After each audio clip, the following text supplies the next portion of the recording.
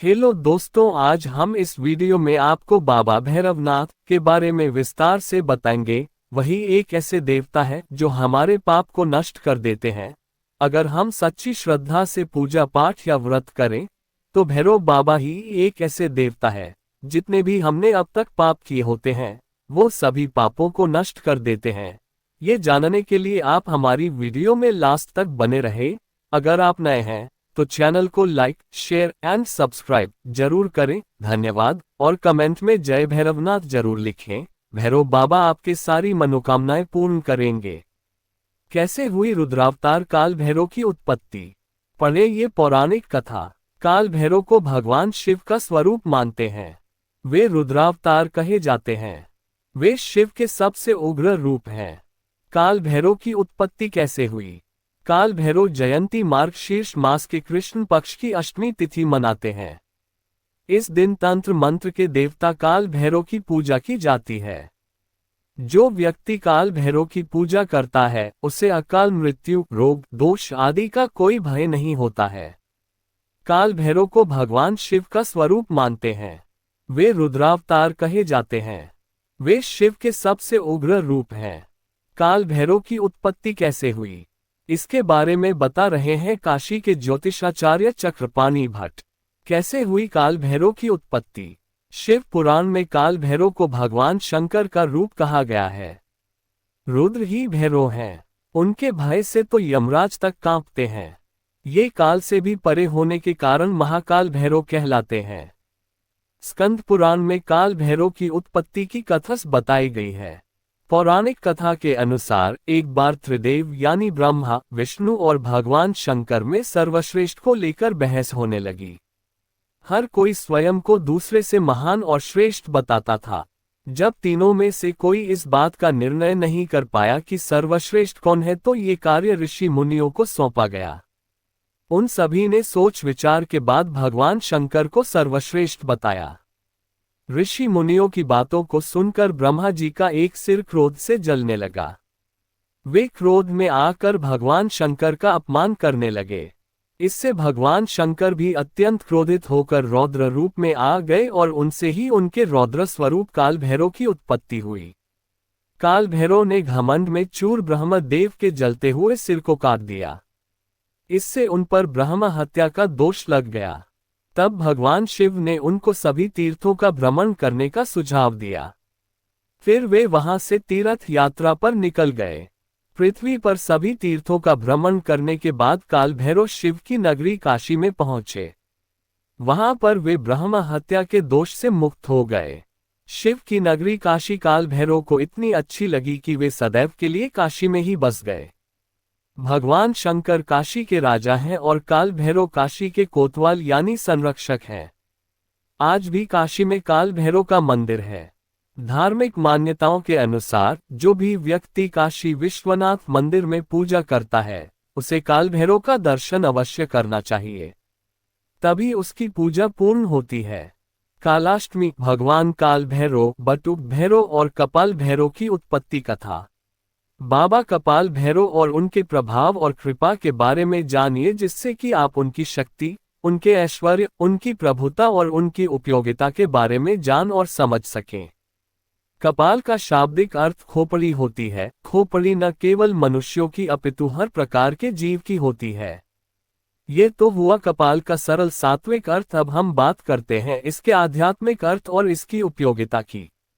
कपाल को ब्रह्मरंध्र भी कहा जाता है और अत्यंत सरल भाषा में इसे दिमाग कहा जाता है। भैरव का शाब्दिक अर्थ होता है रक्षा करने वाला या रक्षक। भैरव भगवान शिव के 5वें अवतार हैं, जिनके मुख्य 2 रूप है, काल भैरव और बटुक भैरव। अधिकांश लोग काल भैरव को ही बटुक भैरव मानते हैं, जो कि गलत है। हालांकि दोनों शिवरूप ही है, परंतु इनमें अगाध भेद है। अब मैं आपको काल भैरव, बटुक भैरव और कपाल भैरव के जन्म की कथा बताता हूँ। काल भैरव की उत्पत्ति की कथा पुराणों के अनुसार जब ब्रह्मा और विष्णु में विवाद उत्पन्न हुआ और दोनों एक दूसरे को अपना पुत्र बता रहे थे, अर्थात विष्णु कहते कि ब्रह्मा का जन्म उनसे हुआ है और ब्रह्मा कहते कि विष्णु का जन्म उनसे हुआ है। इसी बीच उनके मध्य में एक अग्नि स्तंभ प्रकट हुआ, जिसने उन दोनों से कहा कि आप दोनों में से जो भी इस अग्नि स्तंभ का ओर या छोर पता लगा लेगा वही बड़ा होगा और वही सर्वत्र पूज्य होगा। ब्रह्मा ने एक हंस का रूप धारण किया और विष्णु ने एक वराह का रूप धारण किया। ब्रह्मा ने ऊपर और विष्णु ने नीचे की ओर प्रस्थान किया। एक समय आने के बाद श्रीहरि विष्णु ने यह मान लिया कि इस अग्नि स्तंभ का कोई अंत नहीं है, परंतु ब्रह्मदेव किसी भी कीमत पर अपनी पराजय मानने को तैयार नहीं थे। कुछ ऊपर पहुंचने पर उन्हें वहां केतकी नामक एक पुष्प मिला। उन्होंने उससे कहा कि यदि तुम मेरा समर्थन करो तो मैं तुम्हें सबसे महत्वपूर्ण पुष्प की उपाधि प्रदान करूंगा। केतकी ने ब्रह्मा की ये बात स्वीकार कर ली और उस पुष्प को लेकर के ब्रह्मदेव वापस नीचे आ गए। जब उस अग्नि स्तंभ ने उनसे पूछा कि क्या आप दोनों में से किसी को मेरा और छोर मिला, तो इस पर नारायण ने तो मना कर दिया, परंतु ब्रह्मदेव ने कहा कि हाँ मुझे मिला है और सत्यापन के लिए केतकी पुष्प को प्रस्तुत कर दिया। केतकी ने भी ब्रह्मदेव का समर्थन किया। तब उस अग्नि स्तंभ ने एक पुरुष की आकृति ग्रहण की और प्रकट हुए महाकाल महारुद्र भगवान शिव। उन्होंने ब्रह्मदेव से कहा कि आप असत्य बोल रहे हैं और ब्रह्मा को असत्य भाषण के लिए कभी भी न पूजे जाने का श्राप दिया और केतकी के असत्य भाषण के लिए उसे अपनी पूजा में प्रयोग में लाए जाने से निषेध कर दिया। तब ब्रह्मदेव ने क्रोधित होकर भगवान रुद्र को अपशब्द कहना आरंभ कर दिया और स्वयं को सबसे बड़ा बताने लगे। उस समय ब्रह्मदेव पंचमुखी होते थे। तब भगवान शिव को आभास हुआ कि ब्रह्मदेव में अहंकार व्याप्त हो रहा है और सृष्टि के रचना में यदि सृष्टि रचना से पूर्व ही अहंकार व्याप्त हो गया तो असमय ही संपूर्ण सृष्टि अहंकार के भाव से ग्रसित हो जाएगी। इसलिए उन्होंने अहंकार रूपी ब्रह्मदेव के उस 5वें सर को काटने का निर्णय लिया। परंतु इसमें भी एक समस्या थी। भगवान शिव इस बात को जानते थे कि यदि उन्होंने ब्रह्मदेव का सर काटा तो उन्हें ब्रह्महत्या का दोष लगेगा और यदि उन्हें ब्रह्महत्या का दोष लगा और उसमें उलझ करके वो त्रिमूर्ति से अलग हो जाएंगे और असंतुलन व्याप्त हो जाएगा। इसी कारण सर्व समर्थ भगवान रुद्र ने अपने ही अंश से एक ऐसे विकराल गण को उत्पन्न किया जो कृष्ण वर्ण के थे, अस्थियों के आभूषणों से सुशोभित थे। उस दिव्य पुरुष को देखकर और उनकी गर्जना को सुनकर ऐसा लगता था मानो लाखों भयानक काले मेघों ने जीवंत रूप ले करके गर्जना की हो। उनकी जटाएं देखकर ऐसा प्रतीत होता था मानो असंख्य भयानक विषधर हो। उनके मस्तक पर श्वेत त्रिपुंड की 3 रेखाएं ऐसी लगती थी मानो चंद्रमा ने उनके ललाट पर सुशोभित होने के लिए स्वयं को 3 टुकड़ों में विभक्त कर दिया हो। उन परम उग्र देवता की लंबी भुजाएं ऐसी लगती थी मानो लौह स्तंभ हो। भयानक अष्टमहानाग जिनका यज्ञोपवीत बने इतरा रहे थे, कमर पर बंधे मोटे मोटे घुंघरुओं से ऐसी आवाज आ रही थी जिससे हृदय विदीर्ण हो जाए। इसी कारण सर्व समर्थ भगवान रुद्र ने अपने ही अंश से एक ऐसे विकराल गण को उत्पन्न किया जो कृष्ण वर्ण के थे, अस्थियों के आभूषणों से सुशोभित थे। उस दिव्य पुरुष को देखकर और उनकी गर्जना को सुनकर ऐसा लगता था मानो लाखों भयानक काले मेघों ने जीवंत रूप ले करके गर्जना की हो। उनकी जटाएं देखकर ऐसा प्रतीत होता था मानो असंख्य भयानक विषधर हो। उनके मस्तक पर श्वेत त्रिपुंड की 3 रेखाएं ऐसी लगती थी मानो चंद्रमा ने उनके ललाट पर सुशोभित होने के लिए स्वयं को 3 टुकड़ों में विभक्त कर दिया हो। उन परम उग्र देवता की लंबी भुजाएं ऐसी लगती थी मानो लौह स्तंभ हो। भयानक अष्टमहानाग जिनका यज्ञोपवीत बने इतरा रहे थे, कमर पर बंधे मोटे मोटे घुंघरुओं से ऐसी आवाज आ रही थी जिससे हृदय विदीर्ण हो जाए। उस महाकाय महाबाहु गण को भगवान शिव ने स्पष्ट शब्दों में कहा कि ब्रह्मदेव के 5वें सर का छेदन कर दो। इतना सुनते ही उस वीर ने आव देखा न ताव अपने नाखून के एक ही प्रहार से ब्रह्मा का 5वां सर उखाड़ लिया, परंतु वो सर उनके हाथ में ही चिपक गया। जब उन्होंने भगवान शिव से इसका कारण पूछा तो उन्होंने उनसे कहा कि ये केवल ब्रह्मा का सिर नहीं है अपितु ब्रह्महत्या है। इस ब्रह्महत्या के फलस्वरूप तुम्हें श्रापित होना पड़ेगा। उन्होंने कहा कि तुमने ब्रह्मा के सिर को काटकर इस सृष्टि की अहंकार से रक्षा की है, अतः आज से तुम्हारा नाम भैरव होगा। अब तुम जाओ और ब्रह्मा के इस सिर को लेकर सृष्टि में विचरण करो और जहां भी ये सिर तुम्हारे हाथ से छूट जाएगा वहीं तुम रुक जाना और स्थापित हो जाना। उसके बाद भैरव ने उस सर को हाथ में लेकर सृष्टि के चक्कर लगाने शुरू किए। वो सारी सृष्टि में अनंत काल तक भ्रमण करते रहे, परंतु कहीं भी वो सर उनके हाथ से नहीं छूटा। परंतु सृष्टि के चक्कर लगाते लगाते उनकी गति इतनी तीव्र हो गई कि वो समय से भी आगे निकल गए। जब भगवान नारायण के कर्ण कुंडल गिरे और काशी नगरी स्थापित हुई, तब वहां पर भगवान भैरव के हाथ से ब्रह्मदेव का वो कपाल छूट गया। तब भगवान भैरव वहीं रुक गए और तब वहां भगवान शिव प्रकट हुए। उन्होंने उनसे कहा कि ये मेरी प्रिय काशी नगरी है और आज से तुम इसके संरक्षक के रूप में यहाँ स्थापित हो, परंतु तुम्हें इस काशी नगरी में केवल पैर के एक अंगूठे के बराबर स्थान मिलेगा और तुम्हें इसी ब्रह्म कपाल में भोजन करना होगा। तुम अपनी तीव्र गति के कारण समय से भी आगे चले गए थे, अर्थात तुमने कालचक्र पर भी विजय प्राप्त की है। इस कारण आज से तुम काल भैरव के नाम से जाने जाओगे। तुम काशी की पवित्रता और काशी के भक्तों की रक्षा करोगे। ध्यान रहे काशी में मरने वाले को यम स्पर्श न करे। तब बाबा काल भैरव ने महादेव से पूछा कि इससे तो पापी कर्म के दंड से निर्भीक हो जाएंगे। तो उन्होंने कहा कि यहाँ मृत्यु प्राप्त करने वालों को यमराज दंड नहीं दे पाएंगे, परंतु तुम उन्हें दंड दोगे। बिना काल यातना प्राप्त किए कोई भी जीवात्मा ये काशी नगरी नहीं छोड़ेगी। जिस जगह पर वो अग्नि स्तंभ प्रकट हुआ था वो जगह आज के समय में अरुणाचल प्रदेश में स्थित है, और जिस स्थान पर ब्रह्मा का कपाल छूटा था वो जगह आज के समय में वाराणसी स्थित कपाल मोचन तीर्थ है। इसी कथा से संबंधित बाबा कपाल भैरव के जन्म की कथा है, जिसके बारे में मैं आपको आगे बताऊंगा। अभी हम बाबा बटुक भैरव की जन्म कथा के बारे में जानते हैं। बाबा बटुक भैरव के जन्म की कथा, आप सभी को उस कथा का ज्ञान होगा जब परमेश्वरी महाकाली को शांत करने के लिए परमेश्वर भगवान शिव माता के चरणों के नीचे लेट गए थे। तब माता काली को जिस पश्चाताप ने घेरा था उसके कारण माता ने भगवान शिव से ये वचन लिया था कि आज के उपरांत वो कभी उनके सामने भूमिशय नहीं होंगे। तब भगवान ने उन्हें वचन दे दिया, परंतु कालांतर में जब माता ने दारुक नामक असुर का संहार करने के लिए पुनः काली स्वरूप धारण किया और वो नियंत्रण से बाहर हो गई, तो भगवान ने वचनबंधित होने के कारण एक नन्हे से बालक का रूप धारण किया और माँ माँ कहकर काली माँ को पुकारना आरंभ किया। बालक की करुण पुकार को सुनकर मां काली का हृदय द्रवित हो गया और वो अपना आक्रोश भूलकर उसे गोद में लेकर लाड प्यार करने लगी और उनका क्रोध शांत होकर उनका उग्र रूप शांत हो गया। तब उस बालक से मां ने पूछा कि तुम कौन हो? तो उस बालक ने उत्तर दिया कि मैं शिव हूं, तुम्हें शांत करने के लिए मैंने ये बटुक रूप धारण किया है। बटुक का अर्थ होता है बाल रूप। तब माता ने कहा कि आप अपने पूर्व रूप को धारण करिए। तब भगवान शिव अपने शिव रूप में आ गए। तब माता ने उनसे पुनः आग्रह किया कि आप अपने भीतर से उस बटुक रूप को बाहर निकालिए। तो भगवान शिव ने उनसे इसका कारण पूछा। इस पर उन्होंने कहा कि उस स्वरूप में आपने मुझे मां कहा है, आप तो मेरे स्वामी हैं, पुत्र नहीं हो सकते। तब परमेश्वर ने पुनः बटुक रूप को प्रकट किया। तब माता ने उनसे कहा कि आपने इस बटुक रूप में संसार की रक्षा की है मेरे क्रोध से, इसलिए आज से आपको भैरव की उपाधि दी जाती है।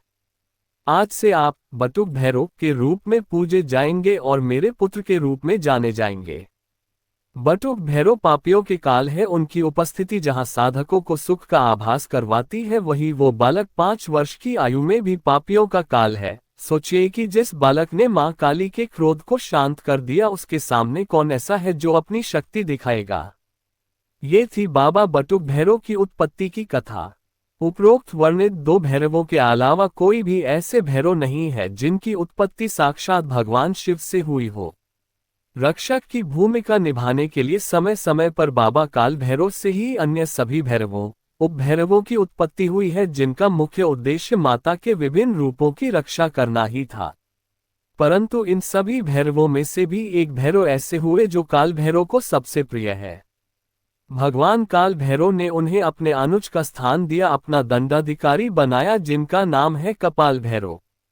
कपाल भैरव उत्पत्ति कथा। यहाँ कपाल भैरव के जन्म की उत्पत्ति की कथा बताने से पहले मैं आप सबकी बाबा कपाल भैरव की कुछ विशेष बातें बताना चाहता हूं और आध्यात्म में सिद्धि की पराकाष्ठा कपाल भेदन क्रिया को माना जाता है। इस कपाल भेदन के मुख्य रूप से दो प्रतीकात्मक या मुख देवता है। सर्वप्रथम है माता छिन्नमस्ता जिन्होंने स्वयं अपना शिरच्छेद कर दिया था, और दूसरी है भगवान परशुराम की माता और ऋषि जमदग्नि की धर्मपत्नी मां रेणुका, जिनका सर्पिता की आज्ञा से स्वयं भगवान परशुराम ने काट दिया था। जिस प्रकार सर्प जागृत कुंडलिनी का प्रतीक होते हैं, उसी प्रकार ये दोनों माताएं कपाल भेदन क्रिया की प्रतीक एवं पराकाष्ठा है।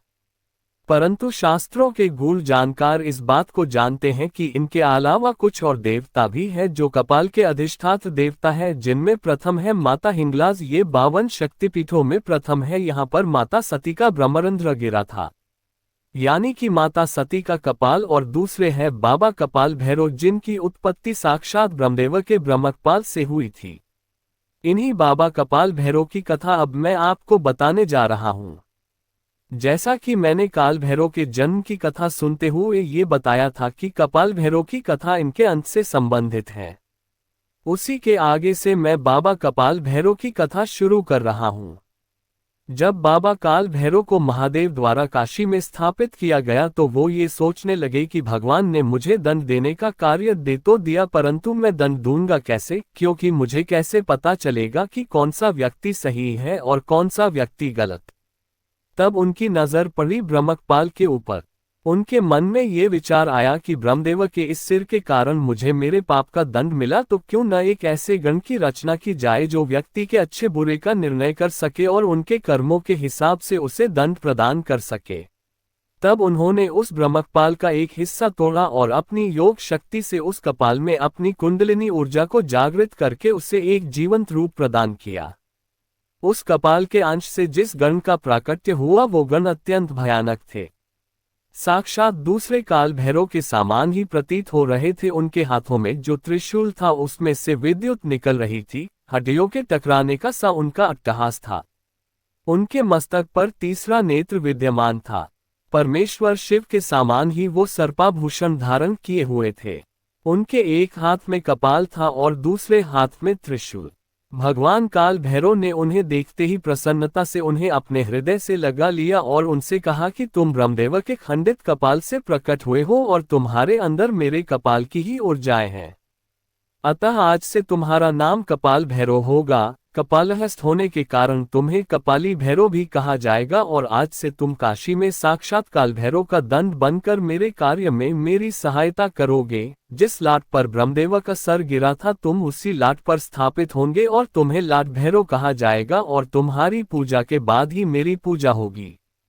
इसी कारण से आज भी बाबा कपाल भैरव का ध्यान किए बिना भगवान काल भैरव की पूजा नहीं की जाती, जिसके प्रमाण है काशी और उज्जैन के काल भैरव मंदिर, जिनमें निम्नलिखित श्लोक से बाबा कपाल भैरव को याद किया जाता है।